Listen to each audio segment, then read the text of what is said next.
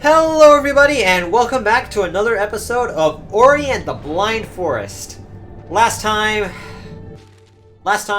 we got lost in the misty woods and came out of it with the Gumon seal. In this episode, with the newly opened doors to the Forlorn Ruins, let's tackle this place.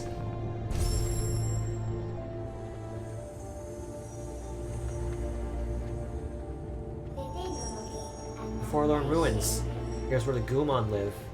They build miraculous structures and infuse them with the light of the spirit tree, which keeps them safe.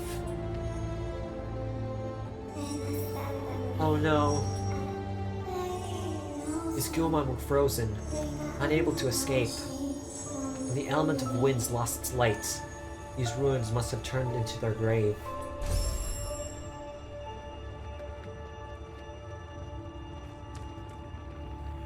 Boy. Home of the Gumon. Not so habitable anymore. If we use Light Burst over here, we can wall jump over here, grab ourselves a nice little secret area, but you don't need Light Burst over here, as I'll show you with a little mechanic that's going to be introduced in a second. The Gumon were crafty inventors. They had foreseen a bright future that never came. Look at this light vessel. They were able to store the light of the spirit tree within.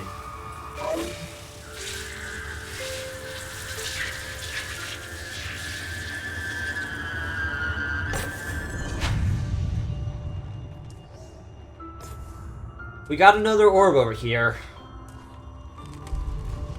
These platforms would normally harm us usually due to their excessive heat, but these cool down these platforms, or at least protect Ori from heat, and allow us for some anti-gravity puzzles, which is very nice.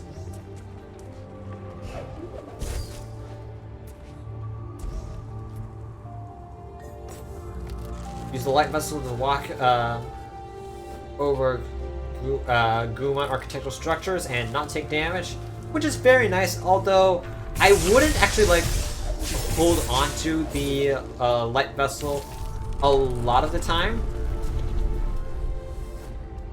because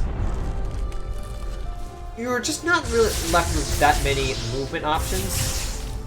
Sure, I'm fine over here because I have the skill tree fully upgraded, but if you don't, I recommend just dropping and then just using Kuro's glider, Kuro's feather, in order to just traverse the areas a bit more easier. What is grammar, really? If we bash off that spider, we can get an ability point right over there, but if you have Light Burst, doesn't really matter too much.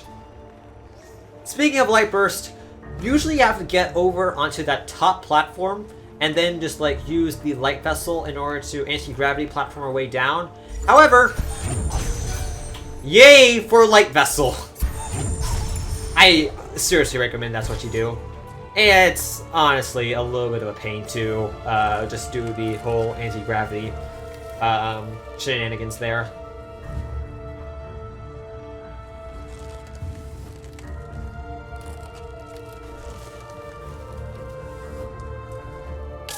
The controls take, honestly, a little bit getting used to when it comes to handling the orb in anti-gravity, but it's manageable. Light Burst over there.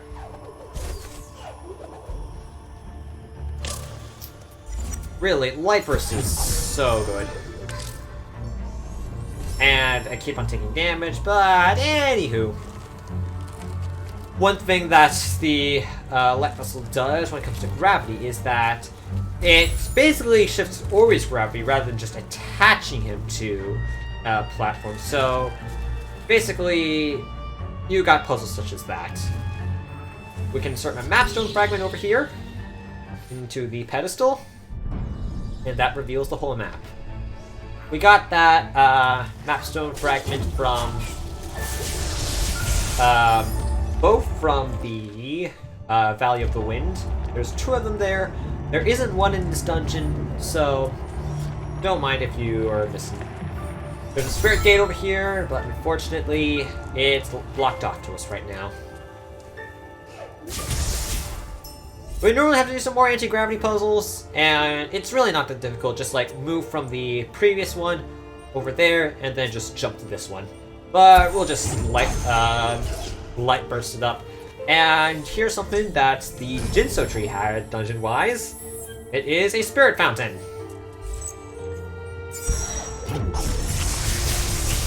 Light Vessel! Not Light Vessel. Light Vessel is the Light Burst. Actually makes this dungeon so much more fast-paced. Which is why I kind of just recommend just using,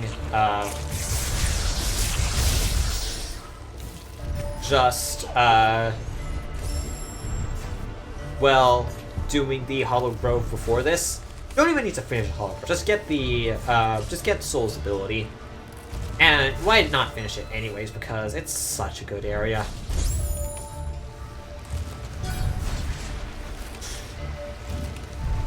General tidbit is that you want to jump when... Oh yeah, by the way, insta-kill lasers, by the way. I should mention that. General rule of thumb is that you want to jump when the lasers are active. That way they'll turn off while you are platforming. And speaking of more insta-kill lasers. Yep, there's one right over there, and it's moving! Hooray! This is not going to get tiresome at all. So, once that insta-kill laser's over there, just hug the right side of the platform and then just jump over it. And that will be the last of our anti-gravity platforming. Just jump over here. There's another insta-kill laser, but this one's not really threatening. This platform, you can just jump on well enough.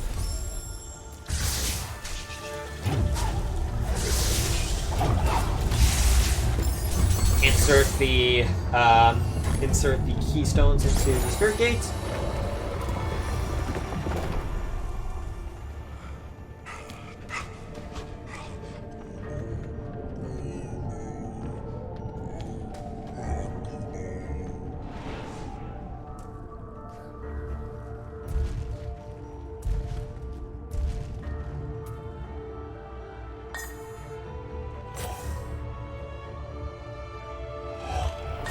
Place the light vessel in place, and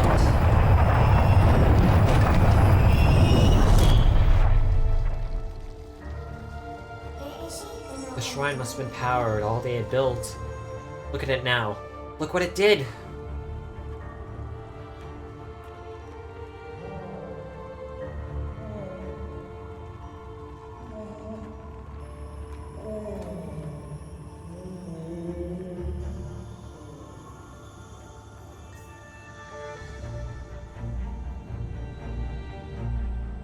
That opens up another door for us. And coming up is... oh boy. I wonder if Gumo knows of their fate. I hope you can forgive us, and we live, and they are gone.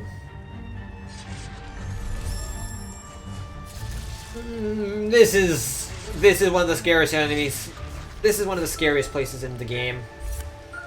If you're doing a one life mode playthrough, just head over here and just head over here into this little area. Above is where the objective is. Don't worry about what's beyond here. Getting 100% is not worth it in this for a one life mode playthrough, unless if you're just like playing for a specific category or something. But this area is stressful. Moving insta-kill lasers.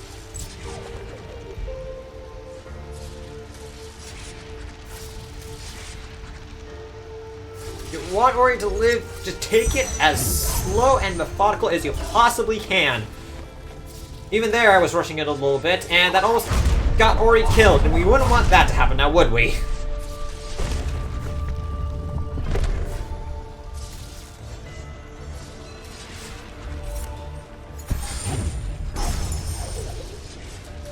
I'm honestly very surprised that I managed to get through that area without taking a single death whatsoever, but here we have more insta-kill lasers. Oh, goody!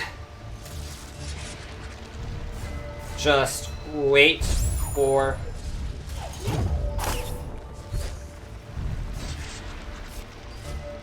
Hang on to the feather in case we needed to do something. And for all our efforts, we got a little light bud. Just kidding! Over here, we got ourselves a little, life cell. And over here, what is that I see right next to me? Ah, well. I guess it's like some other adventurer just kind of just astounded by the difficulty of this area that died multiple times over and over again. I know I did on my first playthrough. I took a huge risk over there.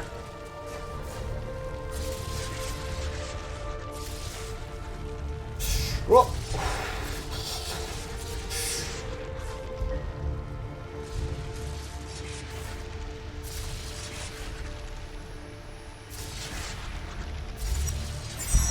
Okay. We made it over there. How did I do that area without taking any deaths? How did I? I'm actually astounded that I did. Because that is honestly one of the hardest parts of the game, in my opinion. But anyway, we've reached the top of the Forlorn Ruins. The element of winds lies before us, stored in the heart of this place.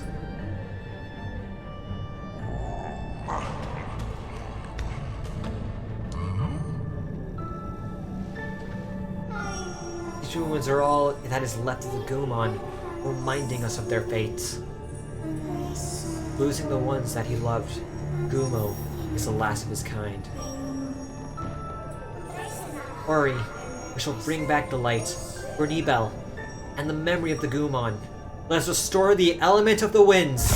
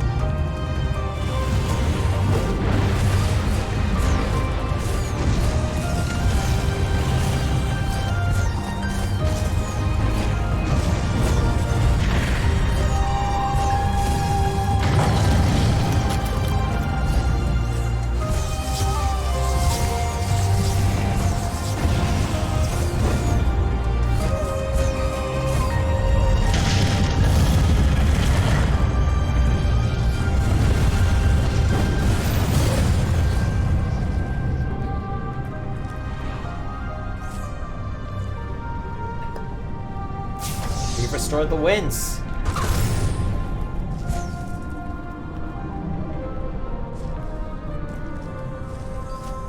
And we've arrived at Guro's nest. I'm just gonna say, that little escape sequence that plays, that houses my favorite song in this whole game. I just love escaping the ruins, the song. It's a shame that I didn't get the chance to let the whole track play, because that escape sequence is honestly way too short, but still.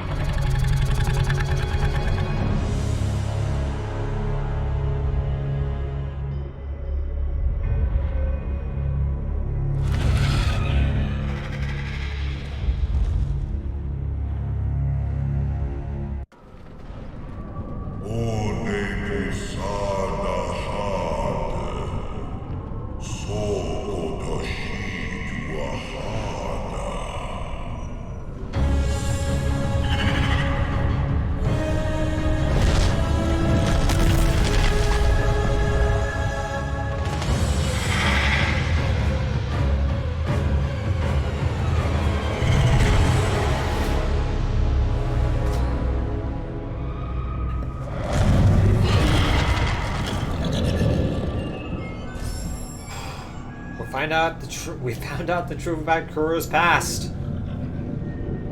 Okay, so the way how this works. Kuro right over there is out looking for you. If you step out of bounds, the screen will darken, and that will alert you that Kuro has noticed you. You have about like 2 seconds to get back into cover before Kuro sweeps down and swipes Ori away from this mortal plane. What do we want to do here? Dash! Stomp in it. Now with water as our cover. Zoom out, get behind the tree trunk. Get a spirit cannon. That spider's gonna help us, so don't kill him just yet. Bash the fireball into the tree.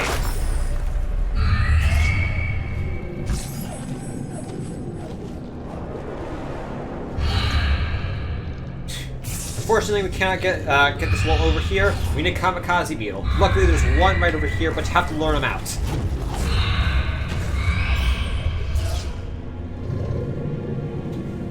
Next up is a little of an open area. Kuro is bound to sweep us up if we don't get under cover. Get under this log and just push it.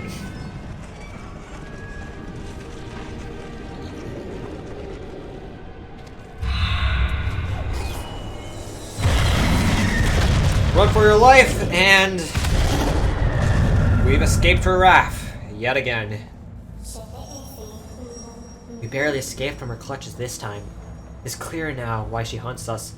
Kuro is just protecting her child. But remember, Ori, the element of warmth is the last to ignite. The sunstone we seek, high atop Sorrow Pass. We must ride the winds, for they will show us the path. Next time, on Ori and the Blind Forest, we're going to be soaring to the top of Nibel. I'll see you guys then.